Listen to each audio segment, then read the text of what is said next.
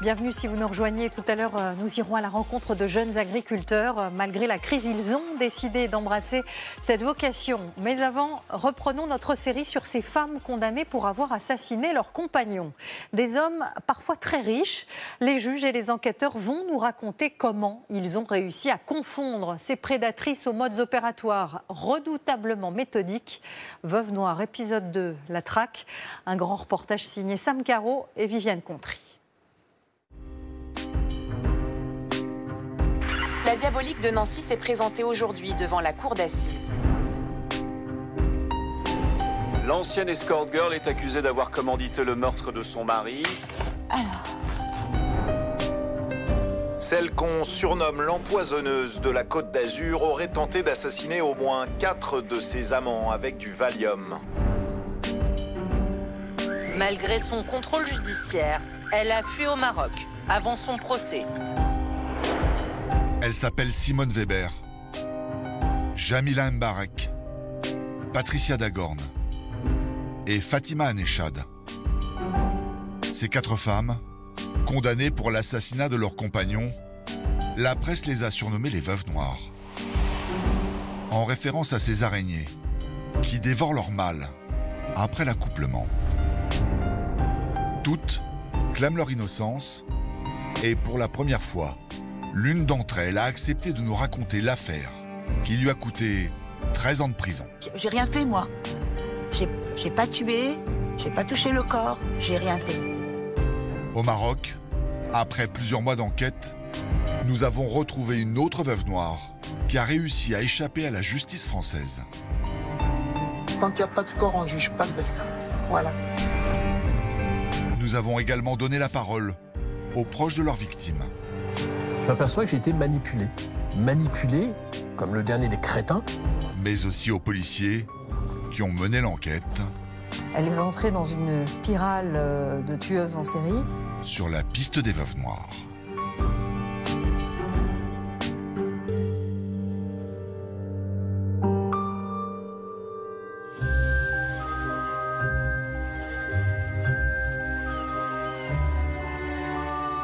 Le problème quand on est riche, c'est qu'il y a beaucoup à perdre.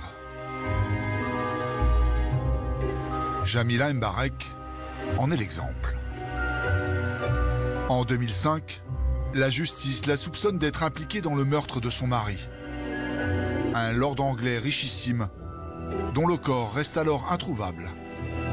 L'ancienne escort girl, devenue comtesse, est placée en détention provisoire. Et à l'époque, elle le vit comme une humiliation.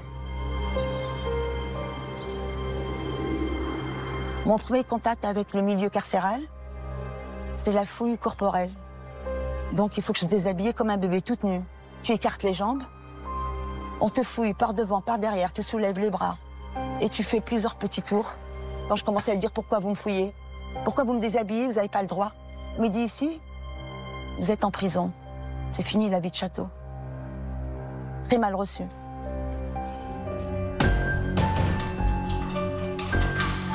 J'étais pointée du doigt comme étant la femme du lord, la comtesse. Ma réussite sociale m'a suscité beaucoup de jalousie et beaucoup d'ennemis. Jamila n'est pas la seule à être soupçonnée dans cette affaire.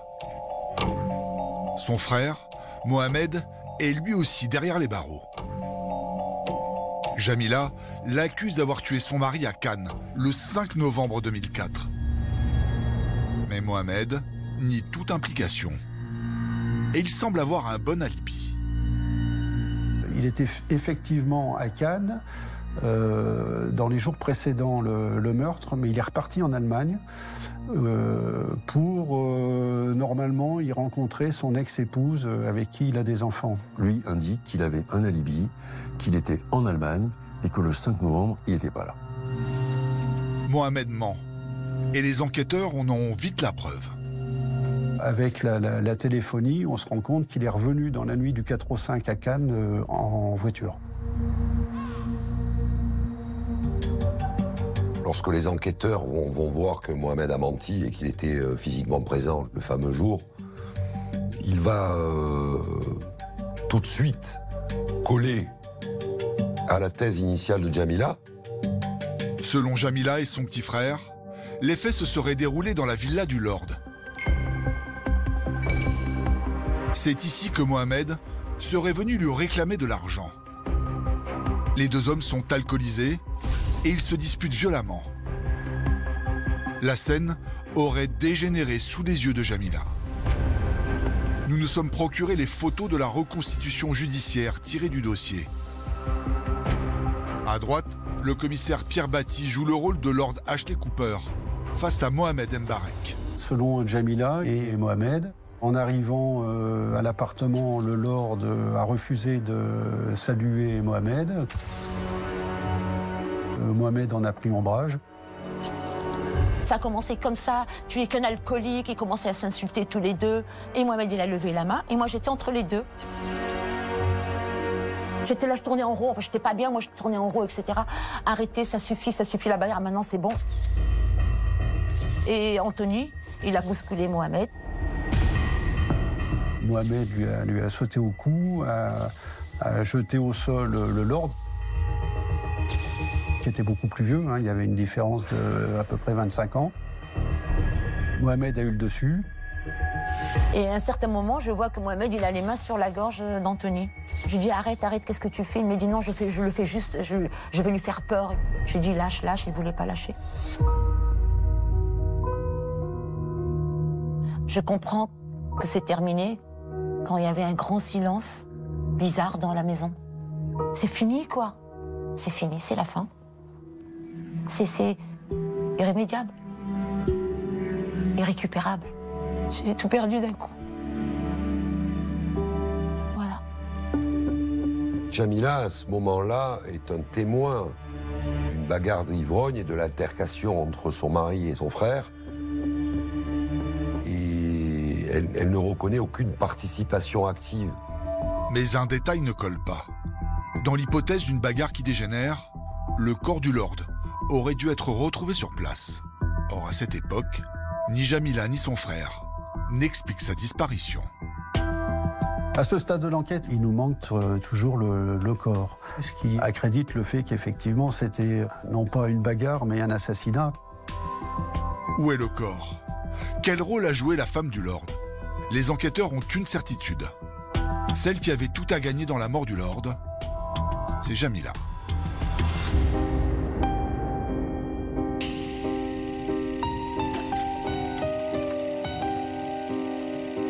L'argent et la convoitise sont aussi les moteurs de Fatima Aneshad.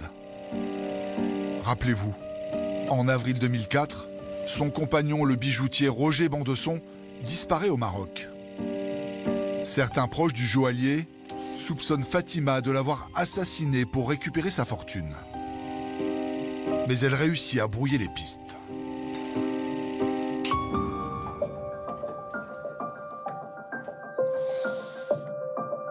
David est le fils de Roger Bandesson. Il y a 20 ans, lorsque son père disparaît au Maroc, il travaille déjà dans la bijouterie familiale. Mon père, lui, il était marchand en bijoux anciens. Lui, c'était la tête et moi, j'étais les mains. Mon père, il m'a tout donné. Sur mon établi, j'ai encore sa loupe à lui, qui c'est l'objet le plus précieux que j'ai dans tout l'atelier. Le reste peut brûler, mais ça, faut pas que ça bouge. Aujourd'hui encore, David regrette d'avoir été si naïf. À l'époque, il n'a absolument rien vu. Lorsque Fatima a commencé à le manipuler dès son retour du Maroc, sans Roger. Le 5 mai, quand Fatima rentre du Maroc seule, là c'est surprenant, c'est carrément... on comprend pas. On comprend pas, mais elle nous dit qu'il va rester encore quelques jours au Maroc. C'est les premières explications. Il n'y a pas à s'inquiéter, tout va bien. Quelques jours après la disparition de mon père, je m'aperçois que mon téléphone portable, j'ai 3 appels en absence dessus. Du numéro de portable de mon père.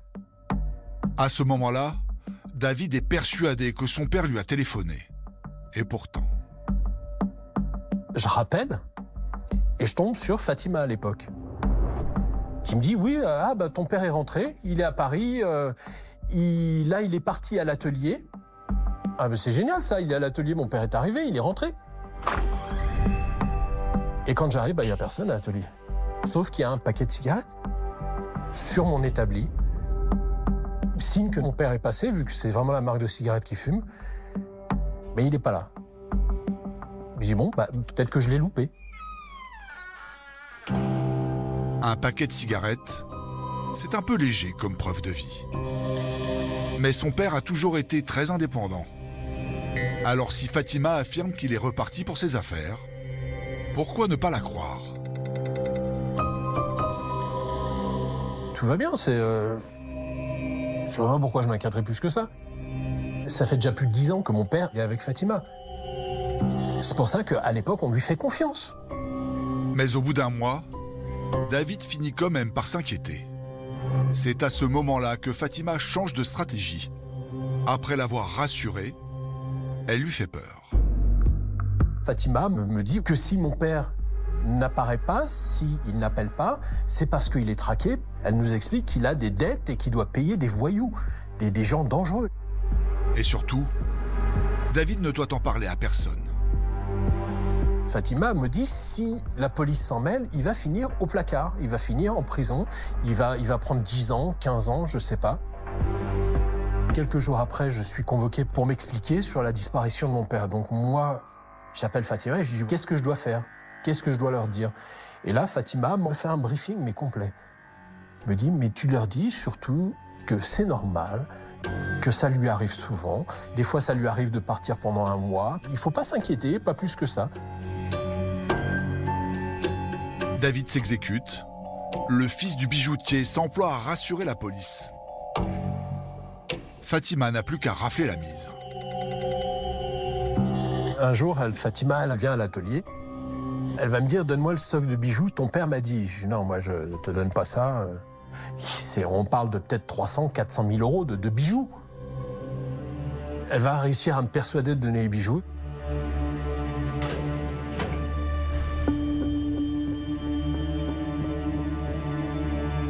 Et je lui donne un sac, mais rempli de bijoux. Il y a 20 ans de travail de mon père.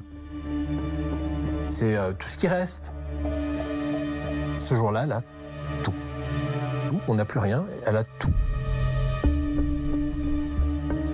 C'est le hold-up parfait. Fatima n'a pas eu besoin d'employer la violence pour arriver à ses fins. David lui a servi les bijoux de son père sur un plateau. Ce n'est qu'un mois plus tard qu'il réalise qu'il a été manipulé lorsqu'il apprend que Fatima a vendu aux enchères la montre fétiche de son père, pourtant toujours à son poignet. En fait, mon père n'est jamais venu à Paris. Ce n'est qu'un paquet de cigarettes.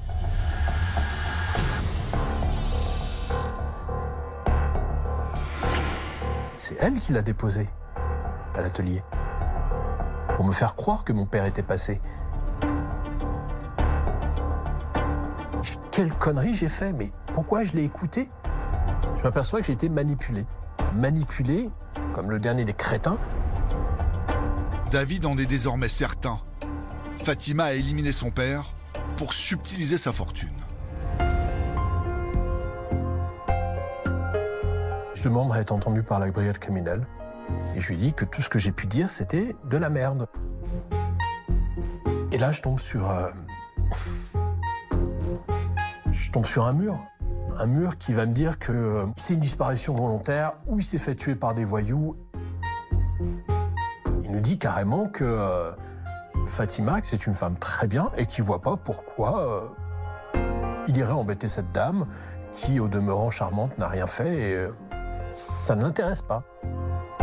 Le directeur d'enquête de la brigade criminelle décide donc de ne pas poursuivre Fatima, au grand dam de son jeune inspecteur, Éric Trunel, qui, lui, défend une autre thèse. À l'époque, je n'étais pas décisionnaire. J'étais déçu. Ma conviction était acquise concernant l'implication de Fatima, et donc je trouvais qu'on pouvait encore creuser davantage. L'affaire Bain de Son aurait bien pu en rester là. Fatima était libre et riche. Mais c'était sans compter sur le flair, 5 ans plus tard, d'une jeune magistrate. Un jour, à l'heure du déjeuner, alors que je suis à mon bureau, je reçois un appel d'une juge d'instruction qui s'est penchée sur le dossier. Elle m'a demandé si je pouvais la rencontrer parce qu'elle souhaitait relancer l'affaire. Fusil, dynamite, tronçonneuse. Dans un instant, vous allez voir que Simone Weber, la petite dame bien sous tout rapport, cachait en réalité, chez elle, un arsenal de guerre. C'est un profil de veuve noire parfait, c'est-à-dire une femme capable de tuer son amant, de le découper en morceaux, de le faire disparaître et ensuite de nier jusqu'au bout sa responsabilité dans cette affaire. Et vous découvrirez que Patricia Dagorn, elle, est en fait soupçonnée d'avoir empoisonné des dizaines d'hommes avant d'être prise en flagrant délit. Robert Mazereau dit tout de suite au policier qu'il a été violenté par cette femme, qu'elle lui a volé des choses et que depuis, il vit un calvaire. Il est enfermé dans sa maison, elle lui a pris les clés. Il est dans un état lamentable, il est déshydraté, il est confus, comme s'il avait été drogué. Le rapport toxicologique dit qu'il a ingurgité du Valium.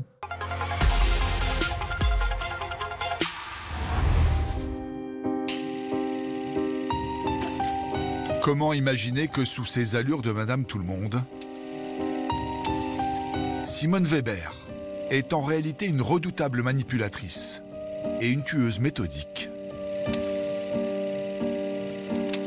En 1986, suite à la disparition de son ancien compagnon Bernard Etier, les enquêteurs commencent à découvrir l'autre visage de cette petite dame, apparemment sans histoire.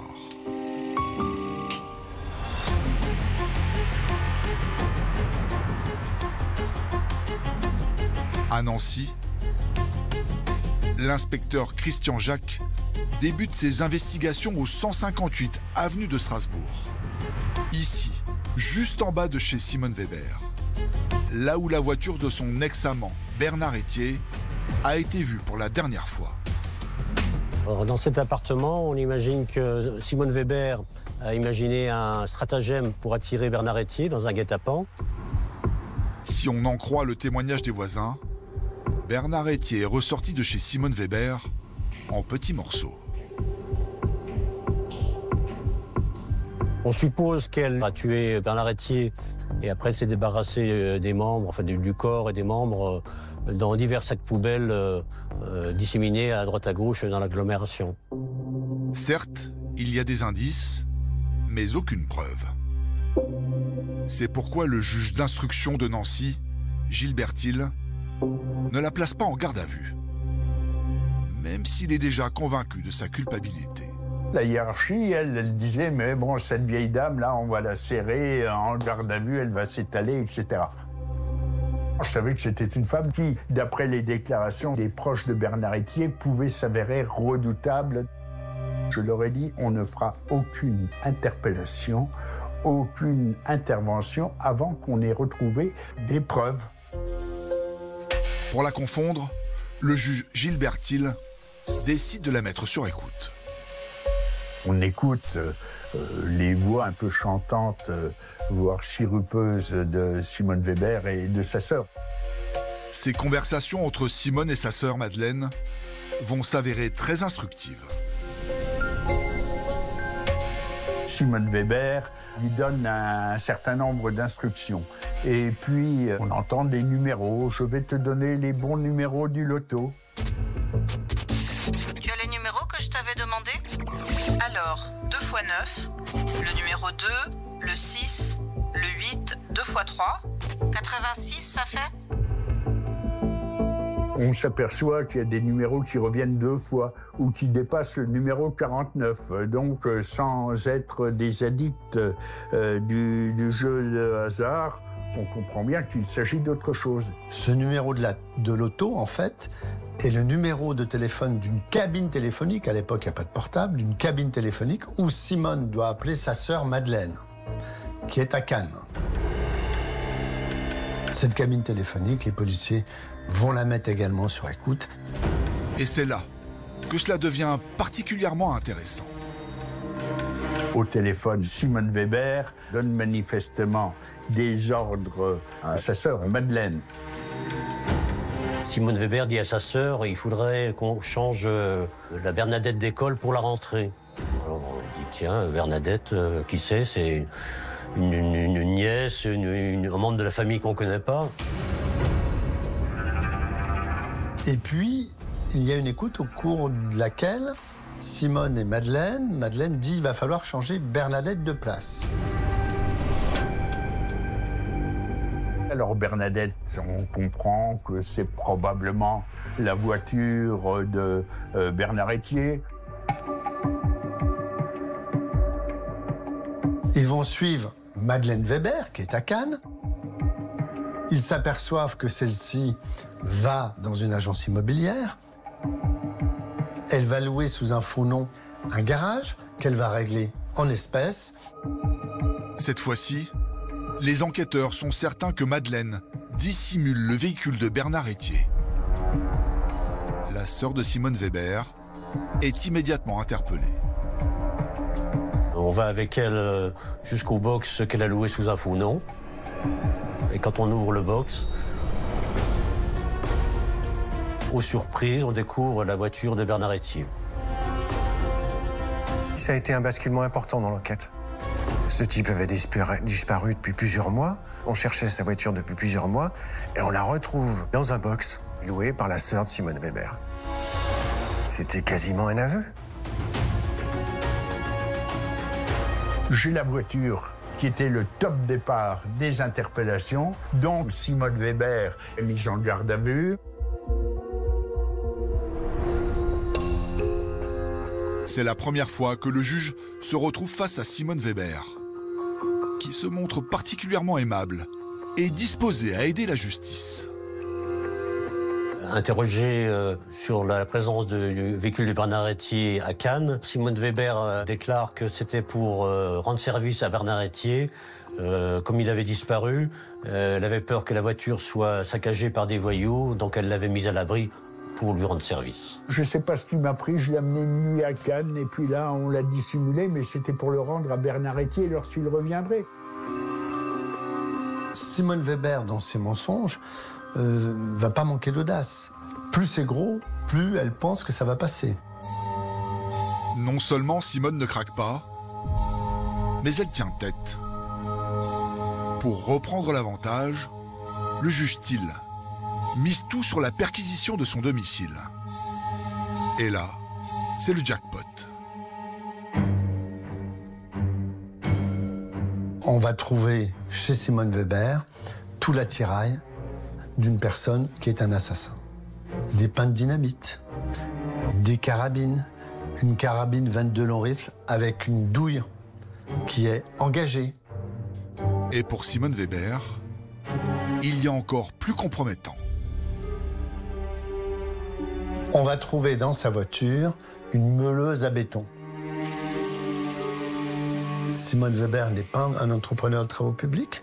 Simone Weber n'est pas un bricoleur. Et on va s'apercevoir que cet outil a été loué le 21 juin, donc la veille de la disparition de Bernard Etier. Et surtout, on va trouver, après expertise, sur cette meuleuse à béton, des substances humaines. Tout accable Simone Weber, mais sa mauvaise foi ne semble connaître aucune limite. Quand je vais l'interroger, c'est la surprise. Oh, la dynamite, ça devait être mon ancien beau-frère.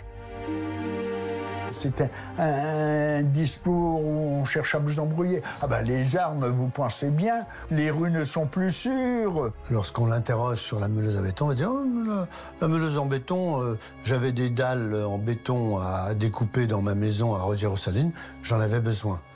Mais dans ces dalles en béton à Rosières-aux-Salines, il n'y avait pas de matière humaine. Simone Weber nie en bloc.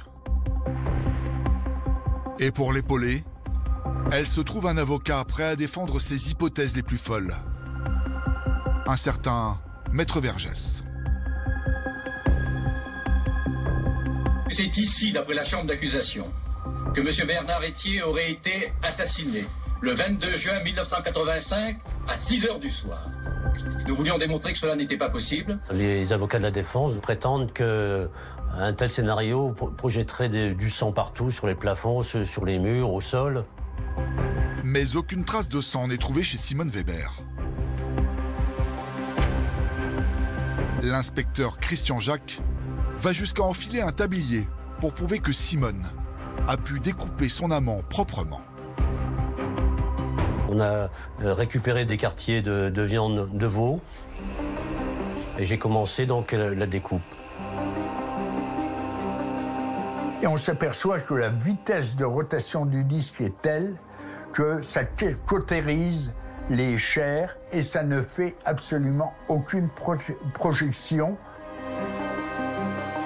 Donc notre scénario de découpage à la meuleuse était crédible. C'est un profil de veuve noire parfait. C'est-à-dire une femme capable de tuer son amant, de le découper en morceaux, de le faire disparaître et ensuite de nier jusqu'au bout sa responsabilité dans cette affaire.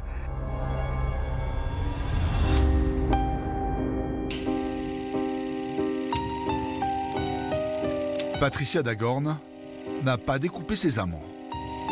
Mais le sort qu'elle leur réservait est loin d'être plus enviable. Pendant des années, elle empoisonnait lentement ses victimes. A-t-elle été inspirée par Giulia Tofana, l'une des grandes tueuses en série de l'histoire?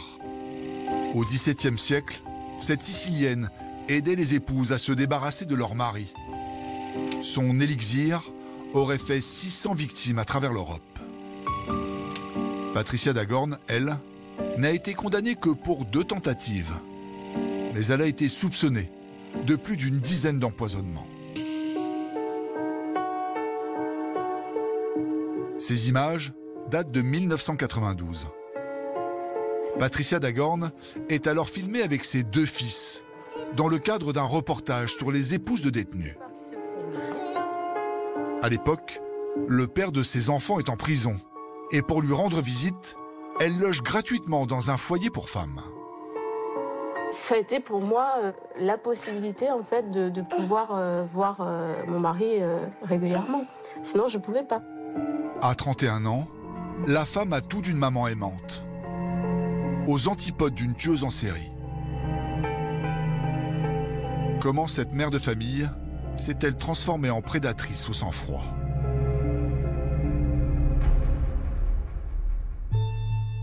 En 2002, 10 ans après le reportage, son mari sort de prison. Le couple tente de revivre ensemble, mais l'homme est violent. Ils finissent par divorcer. Leurs 2 enfants sont placés en foyer.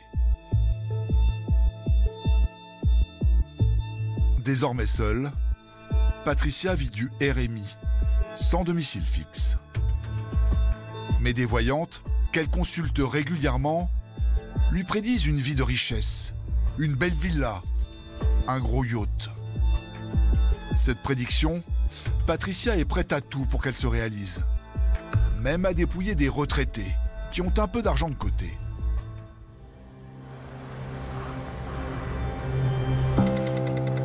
Roger Mazereau, un prof à la retraite de 88 ans, a été la toute dernière proie de Patricia Dagorn. Il a bien failli trouver la mort, quelques jours après leur rencontre à Annemasse, en 2012. Un épisode qui avait marqué sa vie et celle de tout le quartier. Vous voyez, je suis la vedette de la télévision une fois de plus. Ah ouais. Toujours l'affaire de la bonne femme.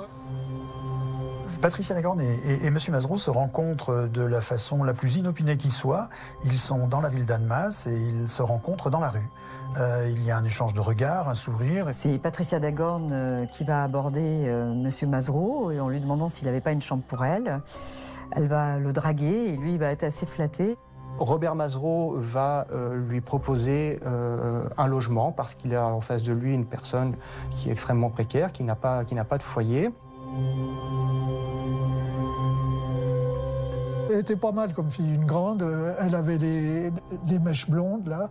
J'aurais voulu qu'elle soit ma compagne, c'est-à-dire qu'elle habite là, hein, et qu'elle profite de mon argent, de ma voiture. Alors on aurait pu recommencer les grandes virées que je faisais avec ma femme. Et puis bon, ben, un petit peu d'amour, quoi. Il ne s'en cache pas non plus, il va solliciter des rapports sexuels de la part de Patricia Dagorn, qui accepte. Robert est pris au piège. Patricia Dagorn peut entreprendre son macabre projet. J'ai pas vu quand elle m'a drogué. Et déjà, premièrement, ça me serait jamais venu à l'idée que la femme que je venais de connaître, elle allait me droguer pour me voler. C'est pas possible, ça. Voilà. Alors donc je me suis pas méfié, j'ai rien vu.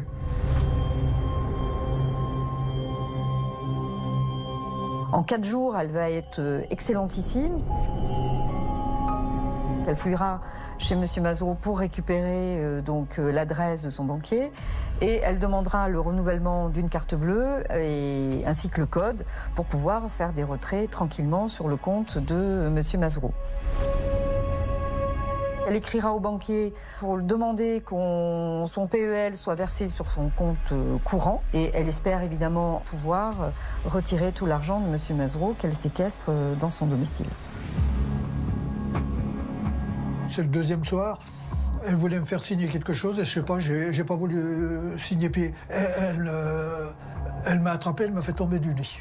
Mais c'était certainement pour me retirer de l'argent, quoi. Patricia Dagorn, c'est ce qu'elle fait. Depuis 10 ans, son mode opératoire est bien rodé. Mais cette fois-ci, chez sa victime, elle va commettre une imprudence qui lui coûtera cher.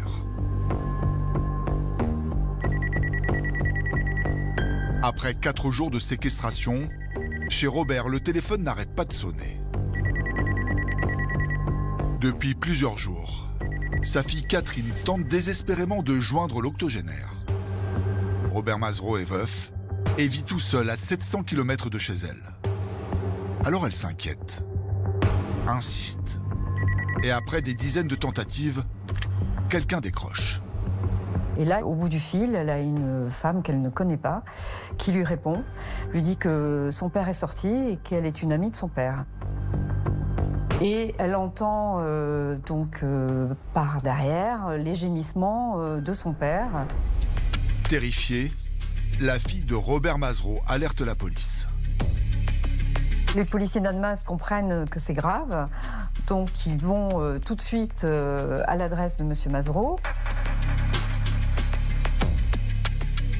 Ils voient que la porte de l'appartement de M. Mazereau est entrouverte et là, ils voient qu'une femme essaye de sortir avec une valise prête à partir. Et derrière, un homme en train de gémir. Un octogénaire au sol, plein d'urine, complètement désorienté, déshydraté, avec des blessures au dos. Robert Mazereau dit tout de suite aux policiers qu'il a été violenté par cette femme, qu'elle lui a volé des choses et que depuis, il vit un calvaire, il est enfermé dans sa maison, elle lui a pris les clés. Mal en point, Robert Mazereau est hospitalisé d'urgence. Il est dans un état lamentable, il est déshydraté, il est confus, comme s'il avait été drogué. Le rapport toxicologique dit qu'il a ingurgité du Valium. Du Valium, des violences, et cette femme sur le palier que tout semble accabler. Patricia Dagorn est placée en garde à vue. Mais la quinquagénaire a réponse à tout. Elle va indiquer, lorsqu'on l'interroge sur les rougeurs ou les hématomes constatés sur le corps de Robert Mazereau, que c'est quelqu'un qui peut se faire mal tout seul, se cogner, voire chuter. Et puis, Patricia Dagorn explique que c'est normal qu'on trouve du Valium dans le sang de M. Mazereau, parce qu'elle a l'habitude d'en prendre pour se calmer, parce qu'elle n'arrive pas à dormir.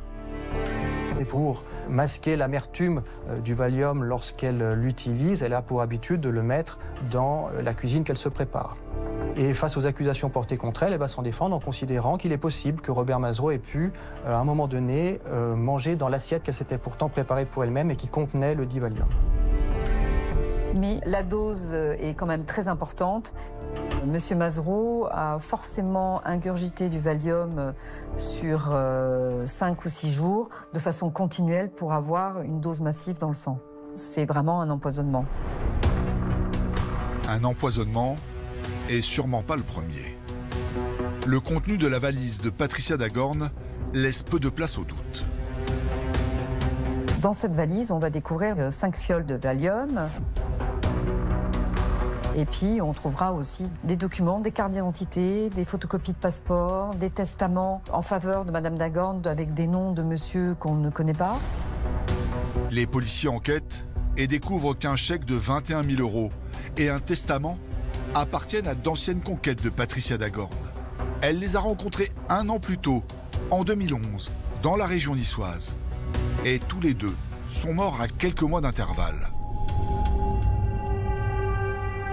Michel Kneffel, SDF, a été retrouvé sans vie dans une chambre d'hôtel. L'empoisonneuse, elle aussi sans abri, s'en serait-elle pris à lui pour une poignée d'euros? Il n'a pas spécialement d'argent, mais il reçoit quand même sur son compte les allocations. Ça va de 400 à 600 €. Et quand on est dans la rue, c'est déjà beaucoup d'argent. On a conclu à une mort naturelle, compte tenu de sa précarité, de son statut d'SDF. Monsieur Kneffel a 1 gramme d'alcool dans le sang, ainsi que du Valium. Et c'est la conjugaison des deux qui a conduit monsieur Kneffel à décéder. Et quelques mois plus tôt, c'est Francesco Filippone, un retraité de 86 ans, qui est retrouvé mort dans sa baignoire, au terme d'une idylle de 4 semaines avec Patricia Dagorn. Le chèque de 21 000 € lui appartient. À l'époque, Patricia Dagorn n'est pas non plus inquiétée pour cette affaire, puisqu'on conclut à une mort naturelle. Monsieur Filippone est très vite incinéré. Donc, il n'y aura pas d'analyse toxicologique faite sur son corps. Il n'y a donc aucune preuve qu'elle ait empoisonné ses 2 ex-amants. Mais concernant sa dernière victime, Robert Mazeroux, les charges sont largement suffisantes. Patricia Dagorn donc, est mise en examen dans l'affaire Mazeroux pour tentative d'empoisonnement, pour séquestration, pour vol aggravé et tentative d'escroquerie. Mais pour le commandant Catherine Massineo, l'enquête ne fait que commencer. À ce moment-là, on pense qu'on a déjà affaire à une vraie tueuse en série.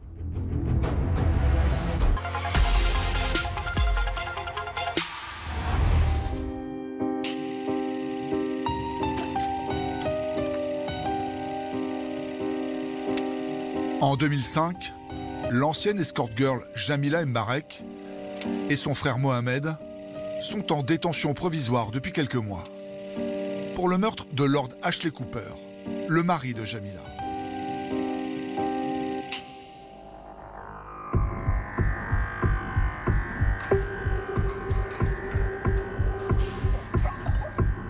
L'enquête est au point mort, alors les policiers mettent Jamila sur écoute pendant ses visites au parloir. Jamila a une sœur Naïma dont elle est proche. Naïma n'a pas lâché sa sœur Jamila pendant l'incarcération et vient lui rendre visite régulièrement au parloir. Le juge d'instruction décide de sonoriser le parloir de la maison d'arrêt. Parloir entre Jamila Mbarek et sa sœur Naïma. C'est sans doute l'événement le plus important de la procédure. Pardon de la comparaison, mais footballistique, mais ce serait le but en or. Ces écoutes, qui ont marqué le tournant de l'enquête, Jamila a accepté de nous les relire. Jamila a sa sœur qui l'informe qu'elle va essayer d'obtenir un parloir avec Mohamed. Il faut qu'il dise qu'il s'agissait d'une bagarre d'ivrogne. Il aura moins. Naïma, tu lui as donné les 150 000 € cash, Jamila? Je lui ai donné. Évidemment, pour les enquêteurs, cette grosse somme d'argent qui est donnée, c'est la somme que Jamila a donnée à Mohamed pour tuer son mari. on a le prix du contrat, le prix du meurtre. Ce qui en fait la commanditaire d'un meurtre ou d'un assassinat. Et c'est une avancée spectaculaire dans l'enquête. On passe de la bagarre d'ivrogne qui était déjà mise en doute à un commandite. Mais Jamila donne une toute autre version. Les 150 000, c'est tout ce que j'ai dépensé pour mon frère, approximatif, depuis qu'il est en Europe, quoi.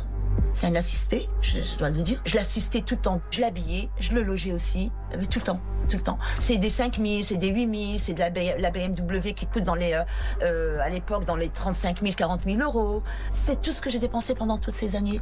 Et qu'on me donne la preuve que j'ai payé mon frère 150 000 euros. Qu'on m'emmène la preuve. Les enquêteurs ne retrouveront effectivement jamais la trace d'une telle transaction. Mais Jamila a quand même oublié de mentionner un virement de 40 000 euros qu'elle a réalisé sur le compte de son frère, quelques semaines après le meurtre de son mari. Elle adaptera après son système de défense en indiquant « mais je lui ai quand même donné une somme, il me faisait tellement peur, il était tellement menaçant que finalement je lui ai donné 40 000 euros ». Il y a des zones d'ombre dans cette affaire. Et surtout une question. Pourquoi Jamila se serait-elle débarrassée de son mari? L'argent est-il le mobile? Selon elle, le divorce aurait été bien plus avantageux que le meurtre. J'avais tout à gagner dans ce divorce.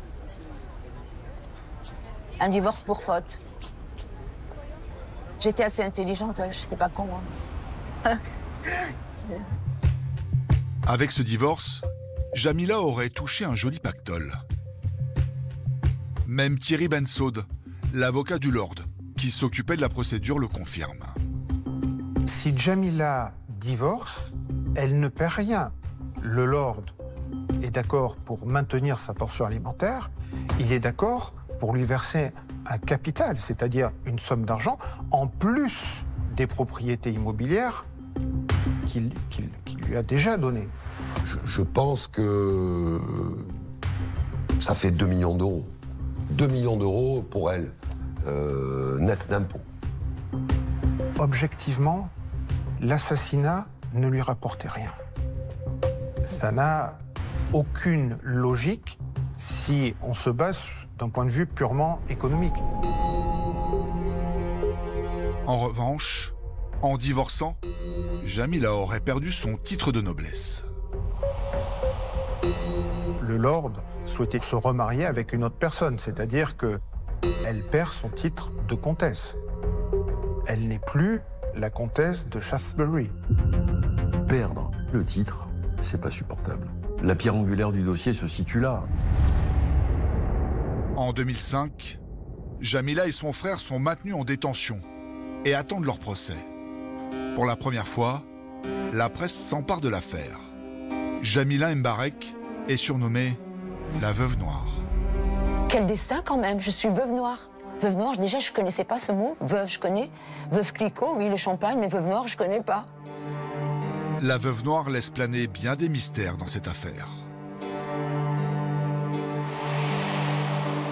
Mais 5 mois après le meurtre de Lord Ashley Cooper, dans l'arrière-pays, les policiers vont découvrir la pièce manquante de ce dossier.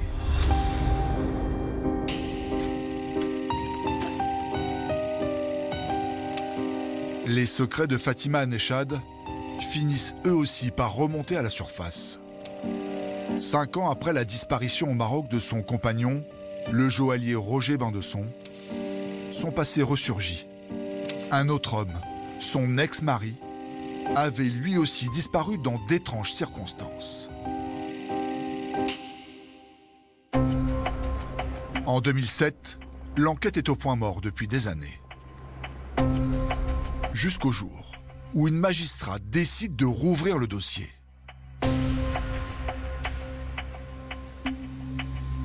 Au 36 quai des Orfèvres, l'inspecteur Trunel reprend alors l'enquête avec une conviction. Je suis persuadé que Fatima Nechad est responsable de cette disparition et qu'il faut absolument essayer de trouver des preuves de son implication. Pour y parvenir, les enquêteurs suivent d'abord la piste de l'argent. Et là, surprise, en étudiant les comptes des différentes sociétés où Roger Bendesson avait des intérêts, nous nous apercevons que énormément d'argent ont été siphonnés par Fatima. On évalue le préjudice total à environ 500 000 €, ce qui est une somme considérable. Mais il en faudra davantage pour prouver que Fatima a tué son compagnon. Et c'est dans son passé que les policiers font une découverte décisive. Là où ça devient incroyable, c'est qu'à partir du moment où les enquêteurs se penchent de manière plus précise, plus fine sur Fatima Anechad, on s'aperçoit que, tiens, c'est étrange, elle est veuve d'un homme qui a disparu dans des circonstances assez semblables à celles de Roger Bendesson. Cet homme s'appelle Michel Cronier. Au début des années 70, il est au sommet de sa gloire. Michel Cronier, c'est un chanteur qui a un certain succès parce qu'il fait à l'époque toutes les premières parties des chanteurs de Salut les copains, dans ce qu'on appelle les yéyés de l'époque, Claude François, Saint-Tropez, Di Barclay, etc., les fameuses soirées blanches, voilà.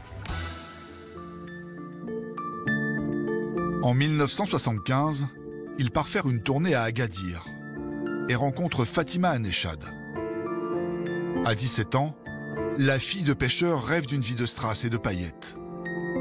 Sa beauté est renversante.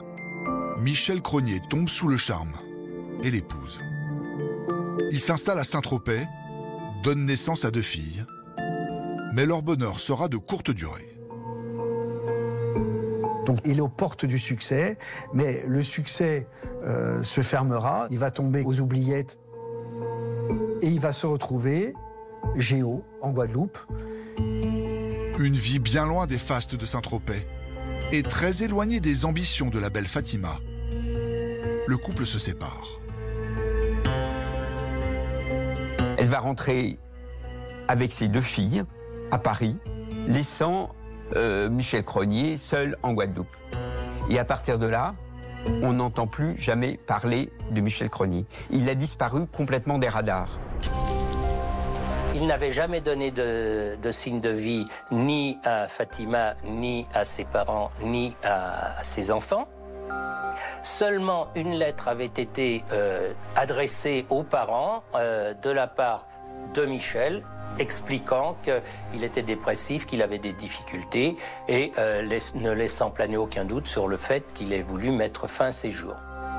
Une simple lettre d'adieu, sans cachet et sans timbre, apparue comme par magie dans la boîte aux lettres des parents de Michel Cronier.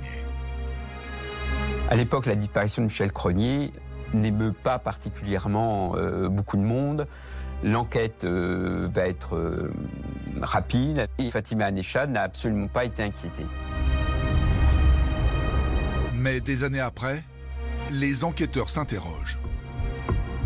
Si Fatima avait écrit cette fausse lettre, laissant croire à un suicide, 20 ans plus tard, a-t-elle pu fabriquer un faux message vocal lors de la disparition de son compagnon Roger Bendesson?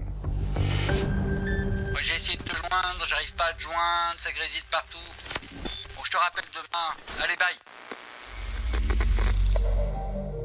Rappelez-vous, ce message laissé sur le répondeur de Fatima avait rassuré la famille du bijoutier, disparu 1 mois auparavant. L'enregistrement intrigue les enquêteurs. Et en épluchant méthodiquement les communications de Fatima, ils découvrent qu'elle a été en contact avec un ingénieur du son à Marseille.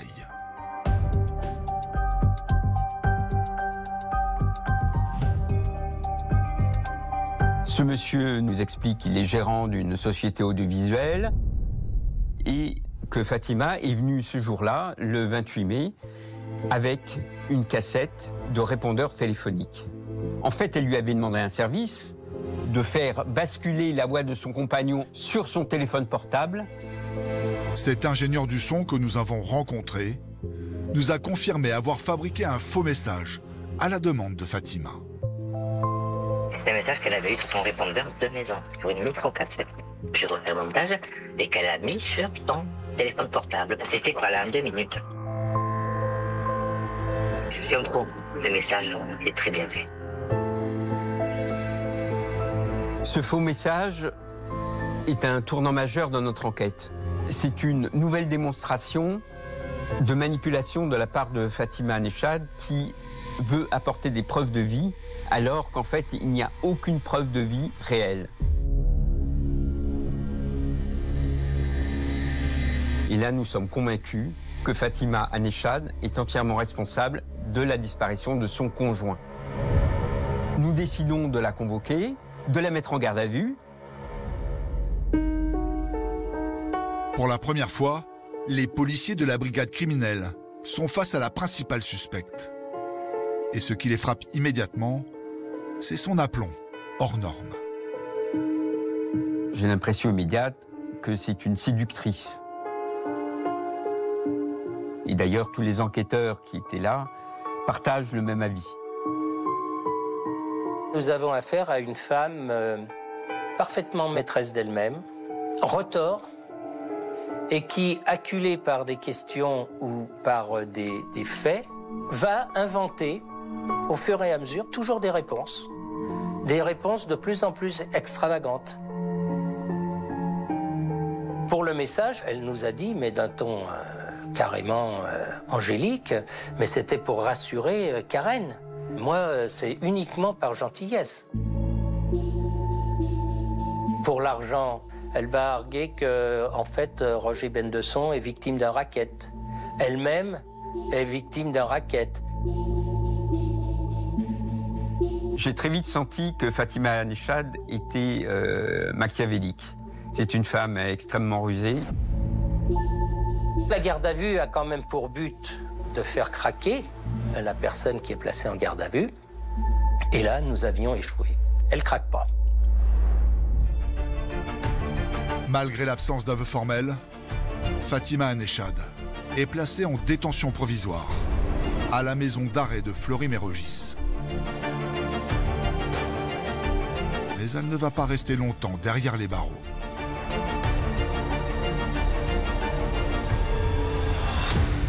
Dans le prochain épisode, l'heure du jugement est venue pour nos veuves noires. On m'a conseillé de me faire moche au procès. Moi, j'ai dit, moi, je vais rester telle que je suis. C'est un show qui est donné. Innocent, ma soeur est innocente. C'est un accident. C'était juste un accident. Et là, je me dis que ça commence bien mal. À son procès, Simone Weber se moque des témoins, insulte les experts, devant une salle comble, venue au spectacle. C'était malsain, j'avais l'impression qu'on venait voir un film. Elle ne va cesser de jouer. Ça va être 6 semaines de festival Simone Weber. Condamnée à 20 ans de réclusion, Fatima Aneshad, elle, échappe à la prison en fuyant à l'étranger. Salam alaikum, akhouya. اسمح لي. شوف عرفتي هالدار؟ Nous sommes partis sur ses traces et nous l'avons retrouvé. Et vous croyez qu'il est où, vous, Roger? J'en sais rien. Me dire qu'un jour, elle pourrait dire la vérité, j'y crois pas une seule seconde. L'audience criminelle est ouverte, vous pouvez vous asseoir. Au procès de Patricia Dagorn, les victimes accablent l'empoisonneuse en série. On mettait ça soit dans mon vichy, soit dans mon vin ou dans l'alimentation. Accusée d'avoir empoisonné et tué plusieurs de ses amants, elle risque la prison à perpétuité.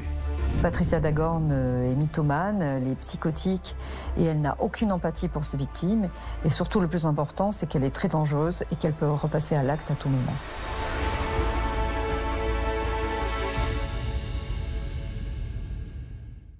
Et restez avec nous dans un instant, rencontre avec ces jeunes bien décidés à faire de l'agriculture leur métier, quelles que soient les difficultés et les sacrifices. À tout de suite.